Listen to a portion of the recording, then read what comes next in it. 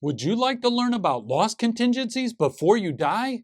Well, today is your lucky day, because in this video we're going to discuss what loss contingencies are, examples of loss contingencies, and how to account for loss contingencies. If you're a student, make sure to take good notes so you can share all the details with your friends at the next party you attend. Talking about loss contingencies is a great way to meet people. So let's get started. A loss contingency is a situation in which there's uncertainty of whether an entity will incur a loss, and this uncertainty won't be resolved until future events do or don't occur. For example, let's say someone were to sue the company Beyond Meat because its COO bit them. Should Beyond Meat have to record a liability? Well, a liability means a company has an obligation to transfer an economic benefit. But here's the problem. We don't know if Beyond Meat will have to pay out any money. It might win the case, it might lose the case, or it might reach a settlement. Thus, with a loss contingency, it's not easy to determine whether a liability should be recorded, because there's no certainty that an obligation even exists. The event giving rise to the possible obligation has already occurred, but whether an obligation actually exists will only be determined when some future event does or doesn't happen.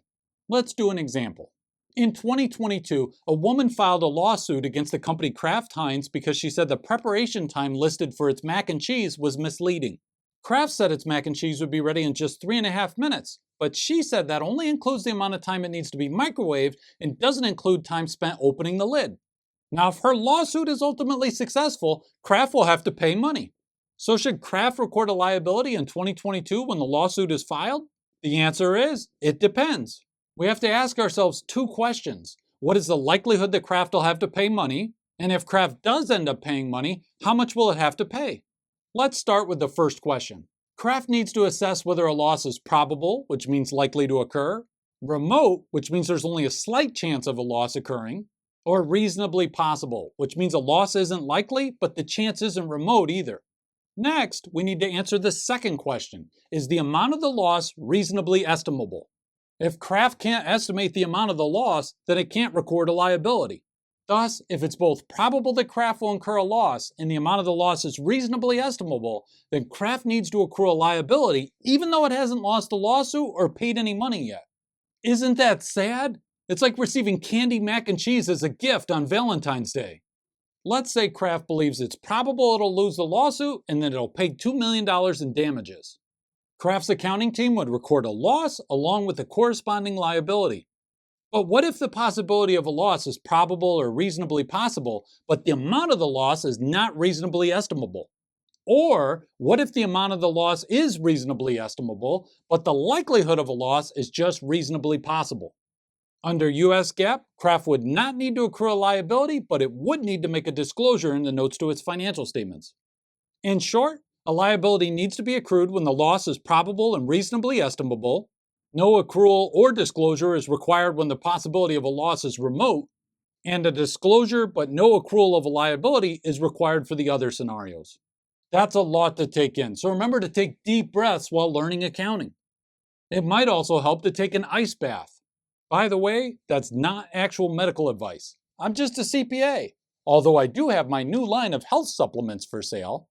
I'm just kidding. I don't sell health supplements, at least since the FDA told me to cease and desist. Now, you've probably noticed there's a lot of judgment involved with loss contingencies. If Kraft says the possibility of a loss is just reasonably possible instead of probable, then it doesn't have to record a loss. Or if Kraft says the likelihood of a loss is probable, but it can't estimate the loss, it doesn't have to record a loss. This is where Kraft's auditors would hopefully come into play and pressure the company to be honest in its assessment.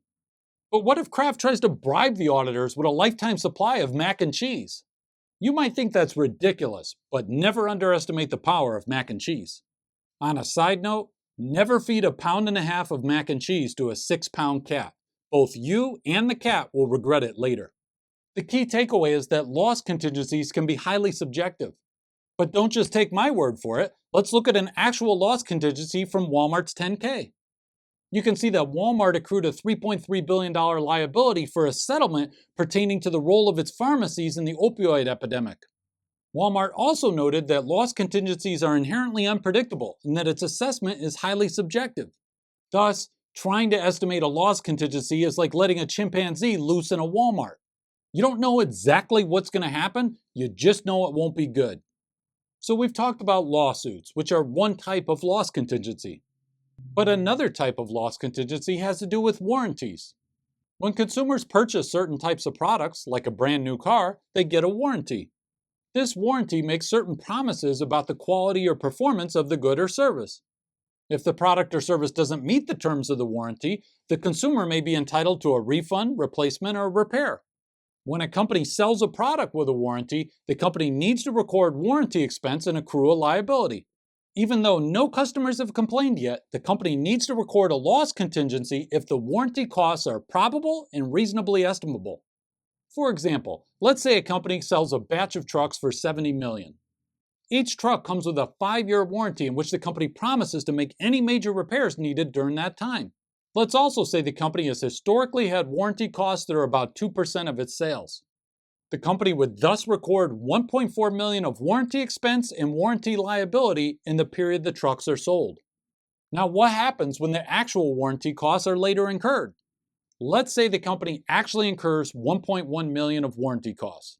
These costs consist of $900,000 in parts and $200,000 in cash.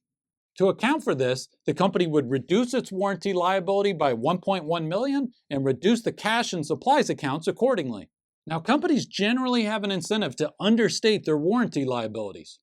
Here's an example. A window manufacturer discovered a defect in some of its windows. It thus accrued a warranty liability for the cost of manufacturing replacement windows. However, the company's management had also promised to ship and install the replacement windows for free. But the company didn't record a liability for the shipping and installation costs, even though those costs were probable and reasonably estimable. After an internal investigation, the company's CFO ended up resigning. Now, I didn't see his resignation letter, but I'm guessing it was some canned response, like he was resigning to spend more time with his family, pursue other interests, or become a shrimp boat captain.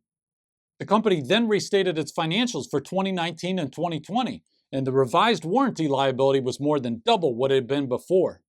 Now you might be thinking, hey, how big of a deal are warranty liabilities? But for some companies, they can be quite substantial.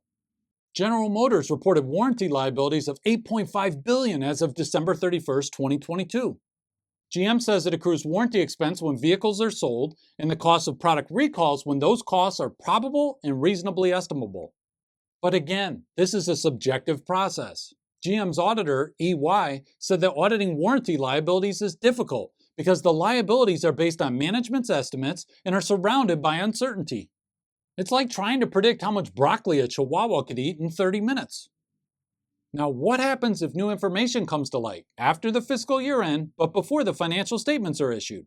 This is called a subsequent event, and it might result in a liability being accrued for the fiscal year that just ended.